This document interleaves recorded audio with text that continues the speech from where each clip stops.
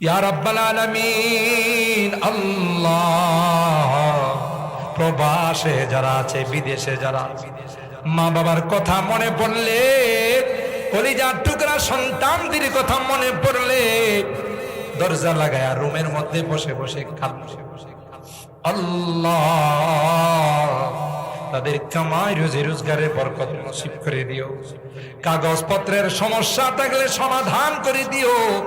ও রব্বি করিম আল্লাহ, আজকের মোনাজাতে বারবার মা বাবার কথা মনে পড়তেছে, জানি না কার মা না কার বাবা। এ মালিক, কতদিন হয়ে গেল মা বাবার মায়াবী চেহারাগুলো আর দেখি না।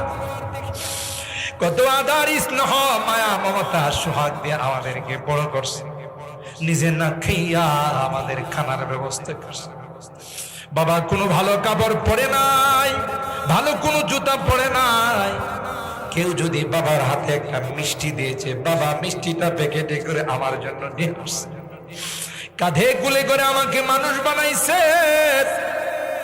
মা জনম দুঃখিনী মা, কত কষ্ট আমার জন্য স্বীকার করেছ।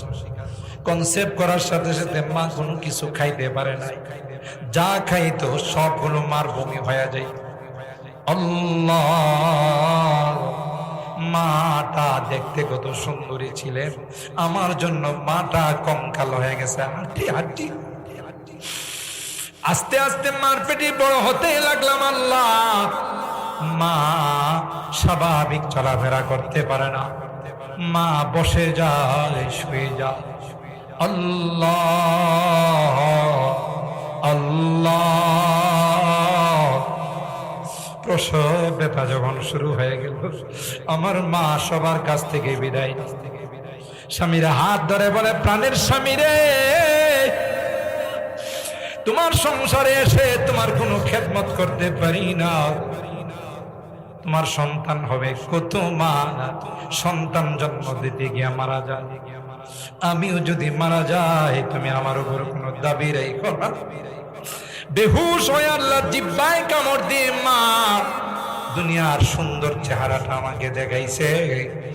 আল্লাহ, দুই চোখ দিয়ে আমাকে দেখার সাথে সাথে মা মুস্কি হাসি দিয়ে ফেলছে।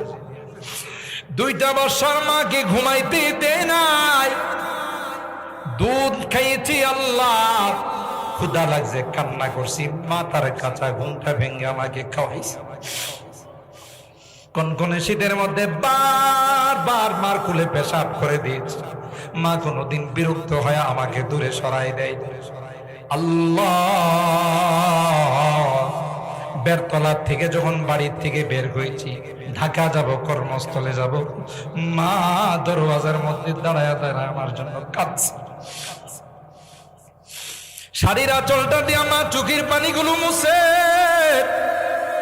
আর ডাক দেয়া কই, বাবা তোমার কর্মস্থলে গিয়ে তুমি জানায়ো রে, আমি যে তোমার জনম দুঃখিনী মা, তোমার খবর না পাওয়া পর্যন্ত একটা লোকমা খানাও আমার মুখে যায়। আল্লাহ, এখনো তো বাড়ি থেকে বিদায় নেই, কেউ যে আমাকে এই কথাগুলো বলে বিদায় জানায় না, কারণ আমার মা যে দুনিয়াতে নেই। বাড়িতে ফিরতে দেরি হলে মা ডাক দেওয়ার সাথে সাথে দরওয়াজাটা খুলে দিত। এ মা, এ মা, এত রাত হয়ে গেল, তুমি ঘুমাও না। মা ডাক দেয়া কই, আয় আয় আয়। দুনিয়ার সবার চোখে ঘুম আসলেও আমার চোখে ঘুম আসে।